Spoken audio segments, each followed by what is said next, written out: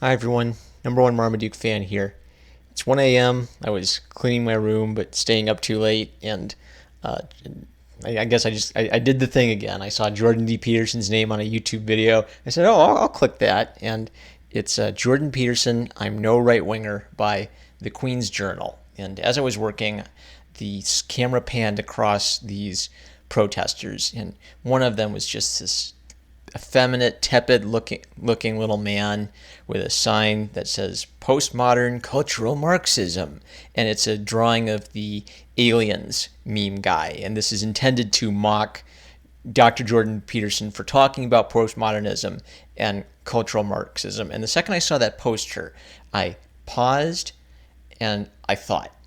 And I remembered two or three separate occasions of interacting with different individuals who would use kind of postmodern cultural Marxism in air quotes as a kind of conspiracy theory idea. And the idea is that if you talk about cultural Marxism, if you talk about postmodernism, you adopt some sort of conspiratorial level of thinking.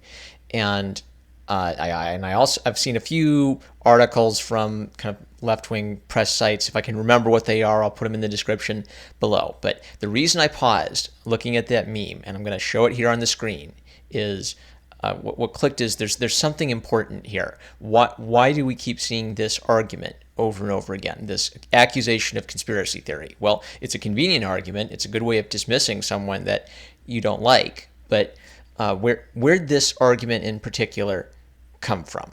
Here's why. I mean, on one hand, it's obvious because they're trying to attack someone whose arguments they don't like. They want to make Dr. Jordan Peterson and his arguments go away. But here's why it was kind of surprising to me that I would keep encountering this argument so much, this accusation of conspiracy theory.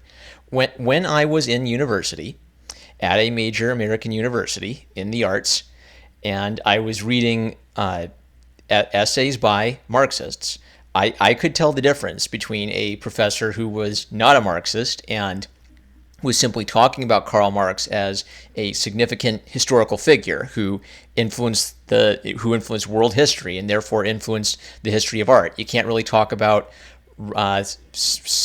social realism in Russia without talking about the politics of the USSR that affected the social realists. You can't really talk about William Morris without talking a pioneer in the arts and crafts movement without talking about his radical commitment to socialism, particularly Karl Marx's Das Kapital. He would recommend Das Kapital to other artists and crafters so Marx is a significant figure in world history. Okay, so if I were a teacher and I was an anti-Karl Marx, I would teach my students about Karl Marx. It's just a normal thing to do. But there's a difference between that and teaching Karl Marx in such a way that the attitudes or arguments of Karl Marx are assumed to be true and are applied to matters beyond economics. So in my mind, cultural Marxism shouldn't be even arguably a conspiracy theory because you will learn about art from people who will literally present to you Marxist interpretations of art and present these as the primary way of looking at the art, not as a matter of just this is a interesting perspective from history, but as the perspective we are using in this class as the lens through which we must look at art. We must understand these arguments to understand the intersectional left's argument about Marx. So I guess I've kind of beaten around the bush, but the reason I am so struck by this poster is it would seem to me if the left were direct, it would say, yes, we do adopt some of the arguments of Karl Marx, but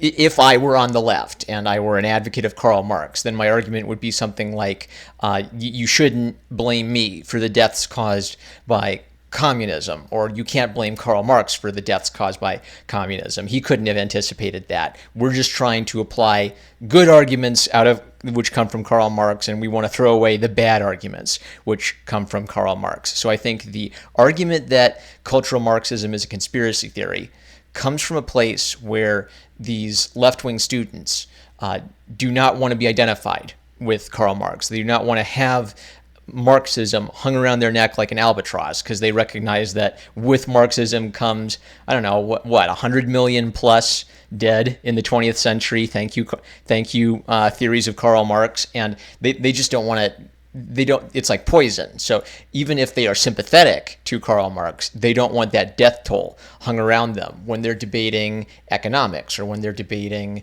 how government and societies should be structured. So that was what struck me. And then the synapses started firing. And I guess the reason I wanted to make this was to get through some of these things. So, I've really appreciated Dr. Jordan Peterson. I've listened to several of his videos. I haven't solely listened to Dr. Jordan Peterson. I listened to lots of varieties and perspectives. And I think it's completely fascinating how he has taken off. He has resonated with so many people that talking about Dr. Jordan Peterson has transitioned from talking about a significant intellectual individual, a scholar in his field, someone who contributed significantly to the field of psychology, a field that I am not I'm not thoroughly interested in. I guess I'm casually interested in it in the way that someone might be casually interested in history or something. But so I had no gripping interest to go read tons of stuff by Dr. Jordan Peterson on the in-depth work he's done in psychology. But because he's now become sort of a cultural touchstone, now Dr. Peterson is more than that. Now he is a significant figure in the debate over free speech, in the debate over whether we are moving towards a more tyrannical or totalitarian form of government. And he's making the argument persuasively that the left is just as capable of totalitarianism as the right is. And I think that's it, what I've just said there. So here's my hook for you. I think that Dr. Jordan Peterson, the phenomenon of a variety of people, from conservative, traditional Christian conservatives like me to alt-centrists, center leftists, rationalist skeptics, Sargon of Akkad, we'll praise him. The reason I think he has reached that resonance is that he represents a similar thing in our cultural debate that Gamergate and the, what would you call them? I don't like the term rationalist skeptic. I use it almost as a joke, but atheists who are not progressives, atheists who are not social justice warriors. And I think that this marks, the last few years has marked a change in how we talk about these things. So if you would have asked me when I was a little kid in a red state, what is the critical division in our country? What is the most important matter that you could say, if you disagree on this, you're going to disagree on everything else? So, people disagree on, politics is complicated. There are thousands of issues you could debate about. There are economic issues, foreign policy issues, domestic issues, moral issues. But what would you say is the most critical thing, which affects how everyone else thinks? And I would have said the religious right versus the secular left. So in my thinking when I was a child, that would have been the critical division in American politics. Why? Because religious thinking and assumptions about the origin of the universe has an effect on how you think about everything in the universe. If you are a religious Christian who believes in the Bible, you are going to have assumptions about human beings being created by God, being created in the image of God, having human dignity because they've been endowed by their Creator with that dignity. So the true believing in Christianity and actually believing it's really true, it's not just a cool story, bro, but if you actually believe it's really true, then that comes with implications that will affect how you look at other things. If you believe the Bible is really true and the Bible should trump your opinion on what the Bible should say, well, then that will tend to lead you toward thinking that when it comes to the Constitution, well, what interpretation of the Constitution should trump? Should it be the original authors of the Constitution's intention, or should it be my intentions for what the Constitution should say that should trump? Well, the original intention should trump if you're looking at it through that sort of religious right informed worldview.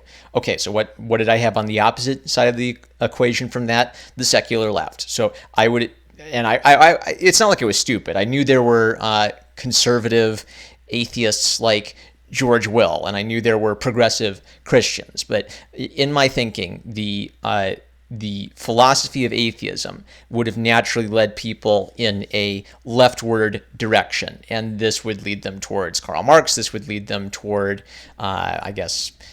anti-war philosophy. It just seemed like a really neat way of categorizing the world. And what has happened since Gamergate, and Jordan D. Peterson illustrates this as well, is the rise of a new division. What I'm saying is, when I was young, I would have said religious right versus progressive secular left. That's the critical division. Now I think the calculus has changed. Now I think the critical division, you could kind of draw a line in the sand and say this is the most important issue in our contemporary political situation in terms of affecting our future. You could say, like I could say, issues like abortion are important because they affect, either way, they affect lives. But the reason that's, sorry, summa tangentum. Gummy Bears is a great show. Okay. The reason I'm talking about free speech. I'm sorry. Free speech is what I would consider the critical issue in recent years. That wasn't the critical issue when I was a young kid. When I was a young kid, there was a lot. Who didn't like free speech? Free speech was the bomb. But now free speech seems to be the issue that has separated the new left, the panty waist left. I need some technical terms for these, because SJWs doesn't really describe it. SJWs is a fun internet slang to describe it, but this young man we're looking at in this picture here, this sort of weak and tepid little man with his postmodern cultural Marxism sign, that is not the same type of person as the type of person who wears a mask and sets trash cans on fire and hits people with bicycle locks at an Antifa rally. The Antifa types are cowards. They hide behind masks and hurt people, but they have enough stomach, they have enough intestinal fortitude to go out and actually risk getting hit, even if they're still little wimpy guys. They at least have the chutzpah to go out there. These Jordan D. Peterson protesters are out there for a lark. They're out there because they think it's fun. They have their cute little cringy meme poster, and they look like they're out for a night on the town with their upper class clothing. So the picture we see here would probably be a more strictly correct use of the word SJW if we were using the word SJW technically and not using it as a joke. But golly, I'm all over the place, guys. I'm all over the place. All right, so pretty much I see Antifa and the kind of panty waist SJW left, the people who are bold enough to go break stuff in the name of Marxism, and the people who go out and protest Jordan D. Peterson and call him a conspiracy theorist for talking about Marxism. I see them as on the wrong side of the free speech debate. And because atheists and people on the left care about free speech, that means that the calculus has shifted so that the Ben Shapiros of the world, the traditional conservatives of the world, now find themselves agreeing and celebrating and working with the Jordan D. Petersons of the world, who to my eye seems like a centrist in his politics, but absolutely vigorous in talking about totalitarianism and Nazism, not just saying Nazi, Nazi, Nazi, but actually studying the history of World War II Germany to understand how people became monsters. How did ordinary people become monsters in World War II Germany? And golly, I've been going all over the bush, but the reason I'm doing this is to get it all out. Okay. I think I need to start making videos about Jordan D. Peterson, but the reason I've been so hesitant is there's also this aspect of Jordan D. Peterson as a meme. Like, I hate it when I will click on a video and it'll have Jordan D. Peterson's name in the title, but then it'll be 30 seconds and he actually won't say anything because it's not Jordan D. Peterson's channel. It's some person trying to make a few bucks off Jordan D. Peterson. And the worst one I ever saw that made me hate this whole YouTube genre is it said Jordan D. Peterson on Thomas Sowell. And I love Thomas Sowell, and I really wanted to see what he had to say. And then the clip was Jordan D. Peterson saying, I have not had the opportunity to read Thomas Sowell yet. I've gotten his book and am starting to read it. That was the clip. Some guy on YouTube had the brilliant idea to take that, upload it, trick me into watching it, and he probably makes a few $100 on that video because it's got Jordan D. Peterson's name on the title. So I've had like these hives about not wanting to make a video about Jordan D. Peterson, except for a few like clean your room, jokey type of vids, because I never wanted to be that type of YouTube channel. I wanted to make original content. But we've reached the point where I think that whether you don't have to be a Jordan D. Peterson fanboy to recognize that he's reached a point where he's a central figure in the conversation about free speech. Therefore, it's worth listening to what he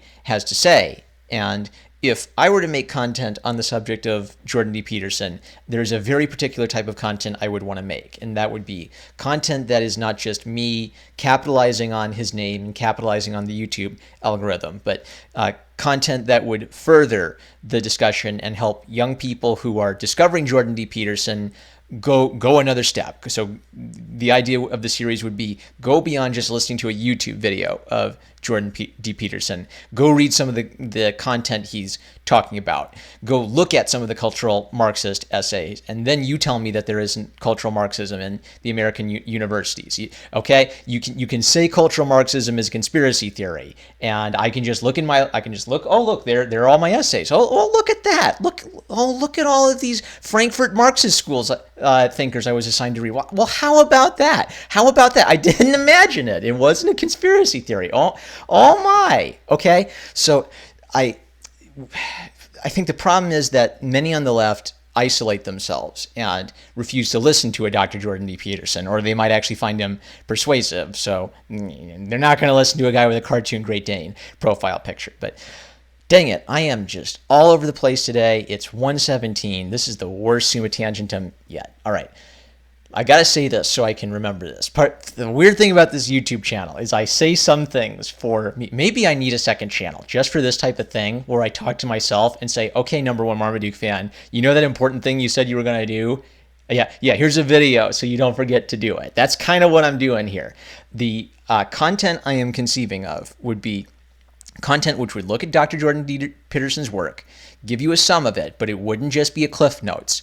I didn't just want to make Cliff Notes of Dr. Jordan D. Peterson for the same reason I've thought a lot about not just making Cliff Notes on comic books. I want to give a perspective on what he says, and I want to point people in the correct direction so that they can read for themselves more on what Dr. Jordan D. Peterson has to say. And the reason I think this kind of content would be useful would be if you listen to him talk, he will drop the names of several authors, and who knows who those authors are.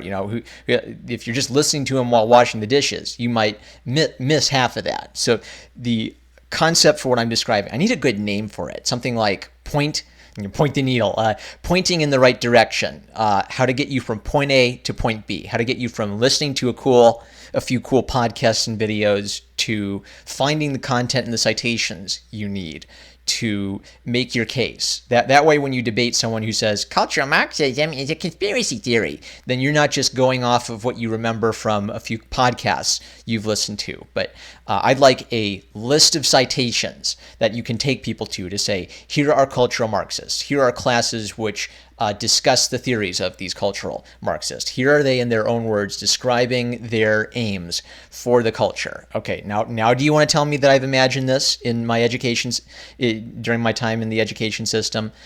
So I want to do this because this has come across in a lot of my videos, but I am somewhat incensed that when I was ostensibly supposed to be learning about art, I was not being taught about art. I was being taught how to be a Marxist. I was being taught by people who were in favor of the Marxist arguments being presented. I'm not paranoid. I know the difference between a teacher teaching me history neutrally and a teacher teaching me what they want me to think about the subject. Okay, so I've kept mentioning Jordan D. Peterson's name over and over again because he was the spark for this. A video was the spark for this, but this actually should not be limited to Dr. Jordan D. Peterson because, like Mr. Medicare has joked, it's possible to be a Jordan D. Peterson fanboy. It's possible to believe and worship at the altar of Jordan D. Peterson and believe everything he has to say just because he says it. I think that Jordan D. Peterson would be the first person to tell you, don't just believe everything I have to say. Go look it up. Go read. Go figure this stuff out and go see for yourself that I'm not selling you some snake oil here. So this would not be limited just to Jordan D. Peterson. Any good scholar, left or right of center, who discusses the history of Marxism or the history of art, that I could do a type of video for this. I need to have a good way to remember this. It's not Cliff Notes. It's citation notes or something. But the idea is in a fun, cool kind of, I'll do drawings for it. I'll actually dust off my drawing desk and really get serious about it. But the idea is here's a beautiful visual presentation to make it as fun to watch as possible, to get you from the casual mentions of this or that cultural Marxist philosopher to here's where you can go to check this stuff out and get the page number, get the title of the book, get the article that you need to know to not be woke, not be red-pilled, but be prepared to debate these subjects with nasty people with an agenda, some of whom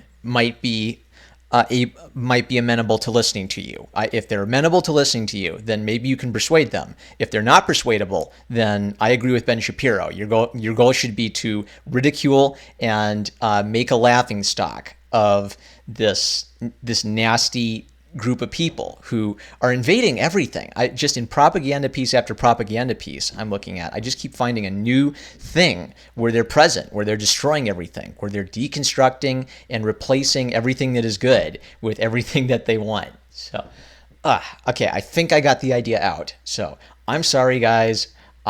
Maybe I'll enlist this one after a couple days. If you guys think I said anything sane here, boy, I just provided tons of evidence for anyone who wants to accuse me of being a conspiracy theorist about cultural Marxism. You can see the pegboard behind my head, my beautiful cartoon Great Dane face. I've got to pick up the push pins with my doggy mouth, and I got to push in all my little scraps of newspaper about cultural Marxism and then the red tape, it sticks to my paws, but then I got to connect all the red tape to the different little bits and pieces of it to explain the grand cultural Marxist conspiracy theory to blow up the world with a giant laser cannon for you guys. But pretty much, I guess this was the breakthrough video where I realized, okay, it is possible for me to make videos about the topic of Jordan D. Peterson without being a shill. All I've got to do is make content that is so good that it is actually relevant and add something to the discussion. And it's not just me repeating word for word what Jordan D. Peterson has to say and adding maybe like 2 seconds of his face and then raking in the YouTube dough. This is still going to be number one Marmaduke content fan. Number one Marmaduke fan, number one Metal Duke fan. Boy, I love this username. So, but comic books are coming back. I have bought digital comic books. If it isn't clear, I'm kind of a person of streaks. Baseball is a game of streaks, and I go by streaks. I will do a streak of really serious SJW discussion content. I'll do a streak of comic books, and then I'll do maybe a streak of weird summa tangentum. Hey, here's what's on my mind. Do this. Yeah, golly, I think Jordan D. Peterson said something about that, about talking to yourself. How it could be a good thing or a bad thing depending on what you're telling yourself to do. Anyway, take a shot every time I said Jordan D. Peterson in this video. Subtract a shot for every coherent point I made, and I don't know if you'll be drunk or sober at the end of it. But pretty much mental note, red string around my finger. Since I am a little channel and I'm not in this for the YouTube bucks, I've got a career. I don't need to be a big fat successful YouTuber. The memo for me is make content which is not like this video, but make content which 10 years from now is going to be helping people to stop what you see in this picture. I see the death of Western civilization in this picture. I'm not a very pessimistic guy. I'm actually a very optimistic guy. I'm very chipper and happy about the state of the world. Comes from, can't help it. It's my religious faith. I'm just full of joy. And go listen to Andrew Klavan. If even Nurkish, in his dark, twisted, satanic mind, can enjoy the Andrew Klavan show, then you can enjoy the Andrew Klavan show too. I'm number one Marmaduke fan, and this was not just summa tangentum. This was the emperor of Summa Tangentum. Hail Caesar, hail Tangentum, et tu Brute. That's it. Okay, point's been made. Love you guys. Catch you later.